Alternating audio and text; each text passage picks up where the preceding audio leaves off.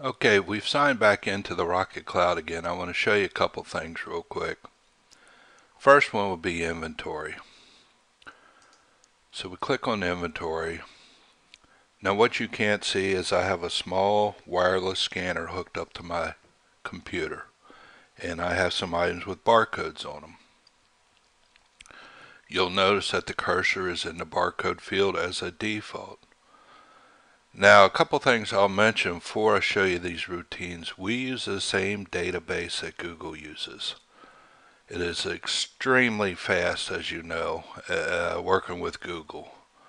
And we use a .NET program, same as we do with the Rocket Point of Sale now. And it is extremely fast. And it's the latest thing out by Microsoft. So what I'll do is scan a barcode, and it instantly comes up. And these are just made up items with counts and things that we just randomly made up. So you can hit the SKU and it'll bring up the item. It'll have the department, category, quantity on hand. And these are pulled right off of the point of sale. The point of sale sent this data up. Now it's on the cloud. We can edit it and we can save it. And when we save it, the point of sale will pull it back down. We can save it to all of our stores if we have more than one store. The fields at the top here we can edit. The fields at the bottom just show you information about the item. You cannot edit these. It wouldn't make any sense to edit these. So let's do this. Let's go in and make up a department and make up a category. And this is our bird bath. And we save it. Now if we go in and search for our bird bath again, you see it saved the hardware and the department and the category. And after we've done this, the point of sale will pull it down and it'll have this information in there.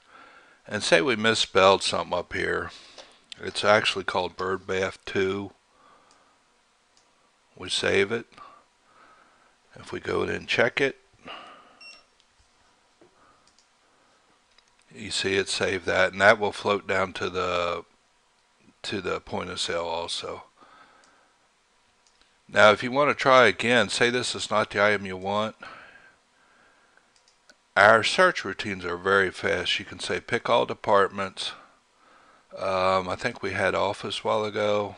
Say search. It'll bring up everything we have in the office. And I think we had ashtray. And you see the office is filled out. How many we have on hand. If it's quantity, tag along price. Everything about it. Well, it is a taxable item, so we say it is taxable, but only tax rate 1 applies to it. So we save it. Now again, we can go in and find office, search, go back to it, and you see that it's flagged just as we want it. It shows our store number, any other information about it. And we can save it or cancel. If we do cancel, it takes us right back to the main menu. Now also our description is very powerful. So we know we have something in there called bird. So it brings up the bird bath. But what if we searched on the word bath? Search. It finds it also. Well, let's go in and just type in the letter A. It's going to bring up everything that has a letter A in it. Now it'll show 25 items at a time. So if it's not on this list and it does it in the order of the description, go next. It brings up those items. So we can say seats. We can give it a department, furniture, whatever category we want. Save it. and hit save, and that will go out to the inventory. Now you'll notice there's another menu item here called inventory counts. What that does, now remember, you can do all this on an iPad, on a cell phone, anything that has internet connection. You can do all these things. Now on my iPad, I use the same barcode scanner with Bluetooth. I can walk around my store and click on an item. It brings it up. It just shows you a little bit to make sure you're on the right item. Well, if you're on your iPad, you don't want to have to bring up the menu, the keyboard, and click on the numbers and stuff. That can be a real pain. So what we've done, say you have 126 in stock. So it comes up with 0 as a default. You say 100, it adds 100, 20, 5, 26.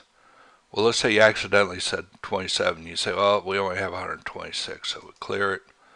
120, add 5, add 1. That's what we have.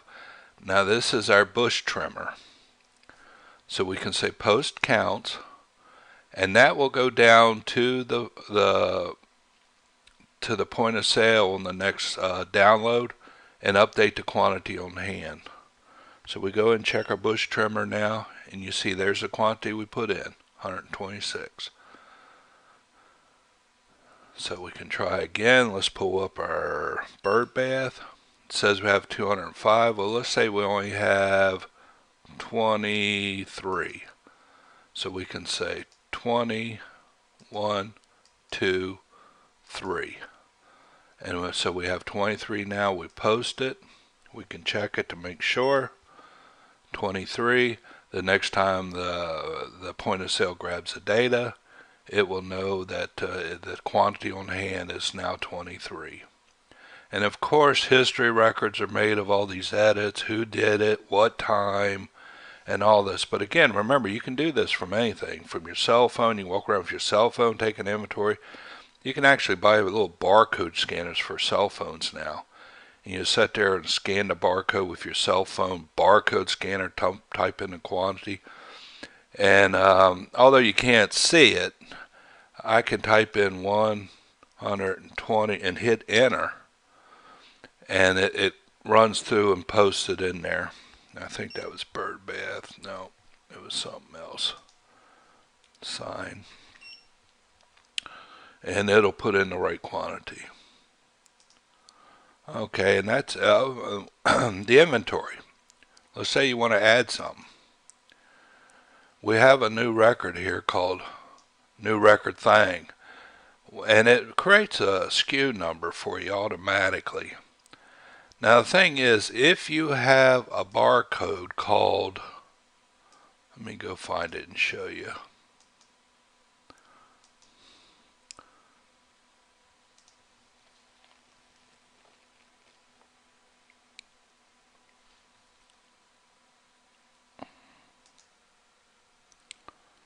Let's say you have you want to add a new item. So we have it set up where if you have a record, you can either set this up on the cloud or in your point of sale, and it's called template.